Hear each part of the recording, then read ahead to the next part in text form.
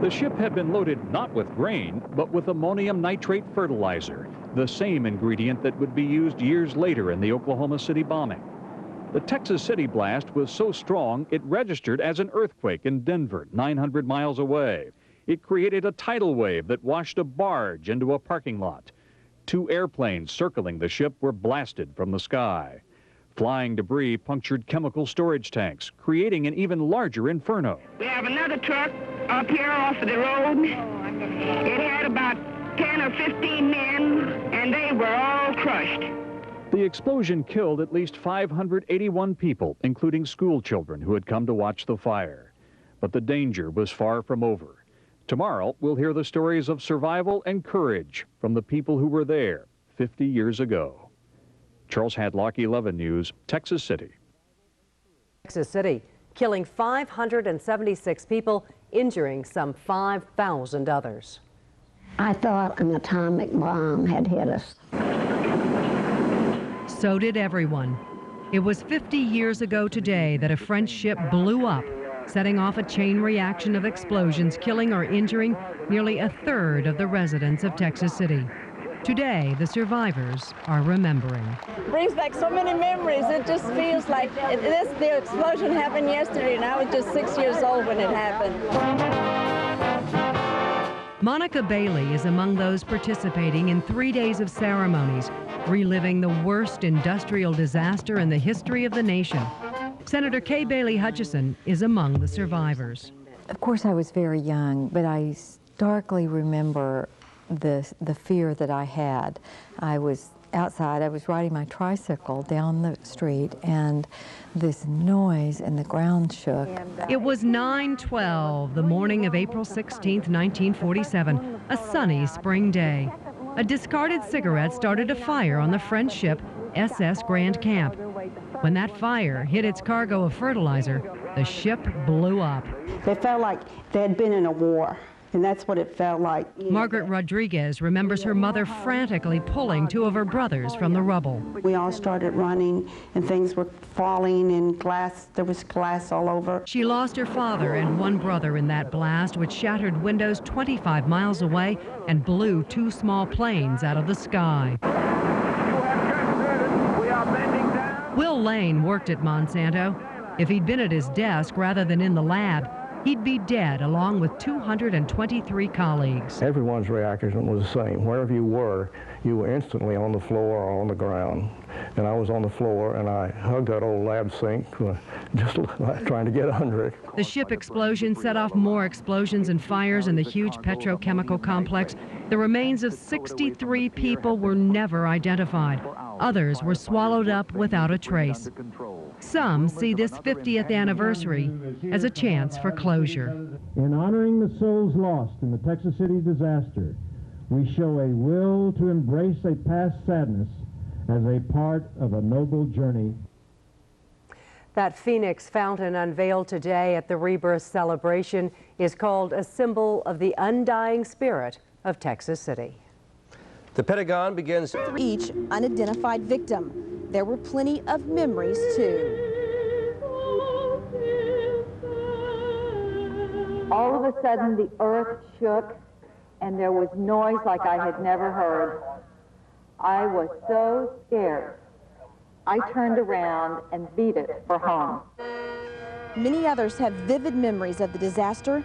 Charles Hadlock has their story. Texas City has tried to outlive its past, but it's hard. There are so many reminders. An anchor here, a propeller there, and sad, sometimes painful memories all around. Even today, 50 years later, the tragedy is not forgotten. 6th Street, the once busy main street of Texas City, has been renamed the Street of Memories. For it was along this street that so many screamed and ran for their lives.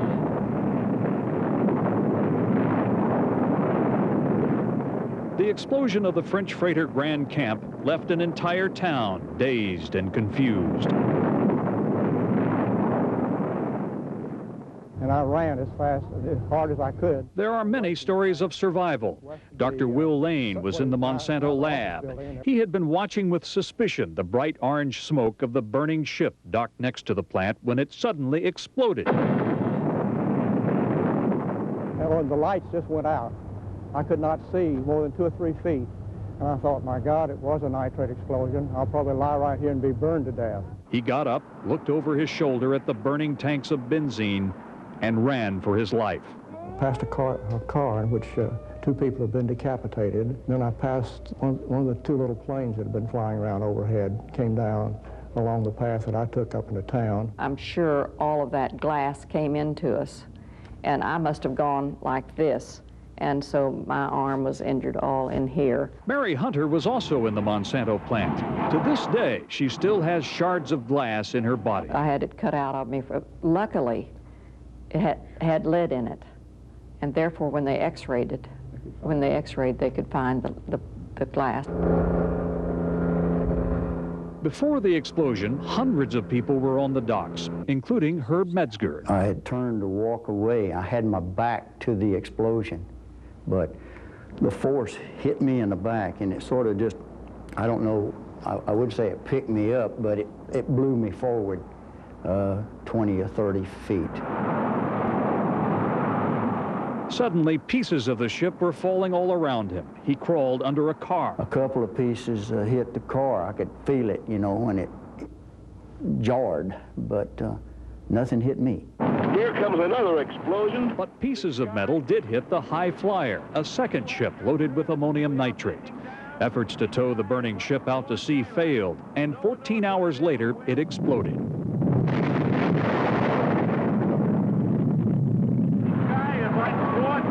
The fires burned for days. Nearly 600 people died, and 5,000 were left injured or homeless.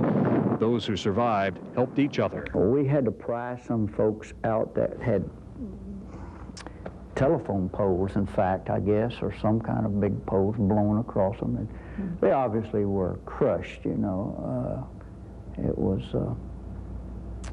not a nice sight, but kind of steeled myself to it for a while. Even after the dead were buried, many survivors never talked about it again. But over the half-century since the explosion, they rebuilt their lives and their city. That must have been a hard thing to do, with so many memories around. Charles Hadlock, 11 News, Texas City. It's definitely a day that no one here will forget anytime soon. Steve and Marlene. No doubt. Thank you, Janice. Doctor. In the spring of 1997, the survivors of the great ship explosions in Texas City, Texas, began telling their stories. Some wrote and some told their experiences on tape. They brought out old pictures and scrapbooks as they shared their memories of April 16, 1947. The survivors wrote from all over Texas and from many points across the country about those days of trials and losses, courage and love. This is their story, told in their own words. From this point forward, every word you hear comes from a survivor's story, and every voice you hear is the voice of a survivor. It began as a typical spring day. Cool, crisp air, cloudless sky. Typical, except for the strange colored smoke at the docks. It was orangey smoke, pretty pink. Never seen anything like it. It looked yellow and green. Red. It was red. Looking through the smoke, I saw gray and gold. Well, it reminded me of merthiolate, sort of iridescent at times. The fire pistol was started blowing. Everybody was interested in what was happening. Dad came over, wanted to know if I wanted to ride to Monsanto with him to watch the fire. My husband went to the docks to check on his shell operation and to see about the Grand Camp Fire. I was in study hall. A classmate said there was a fire at the docks. My cousin came by to get me. A lot of the kids were going to see the fire, so I went with her. I was timekeeper on that ship, and I went to see who was there. We were loading nitrate fertilizer. They turned the ship around to make it seaworthy.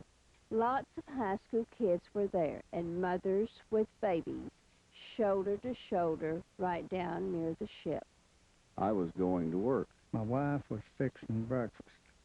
My wife was out by the fence at the docks looking at the ship. We was digging a ditch about 300 yards from the dock. I waked the ship the night before. It was burning then. I got a strong feeling of danger at the docks.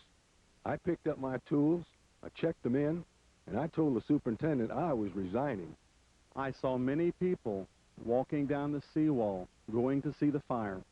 At breakfast the day before, I told my wife about the scary dream I'd had that night.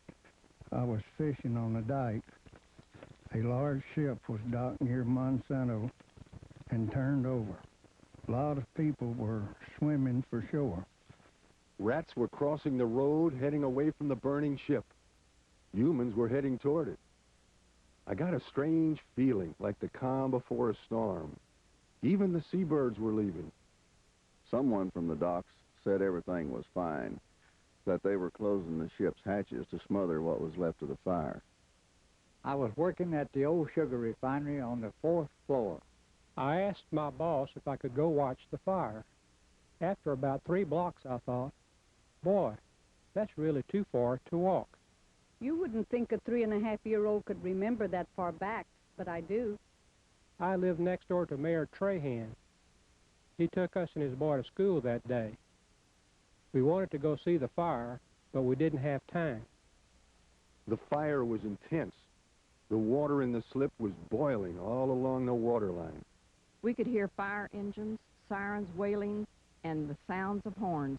I remember thinking, this is some fire.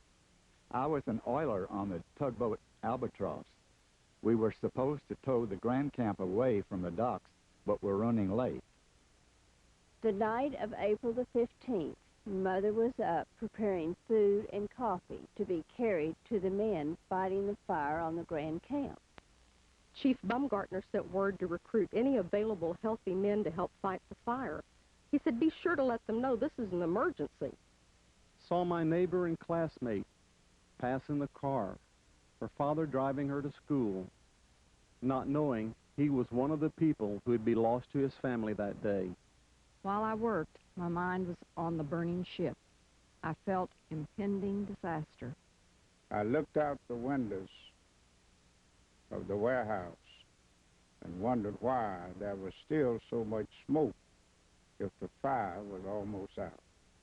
There was no sky, just black smoke everywhere. You couldn't see blue unless you turned and looked in the opposite direction.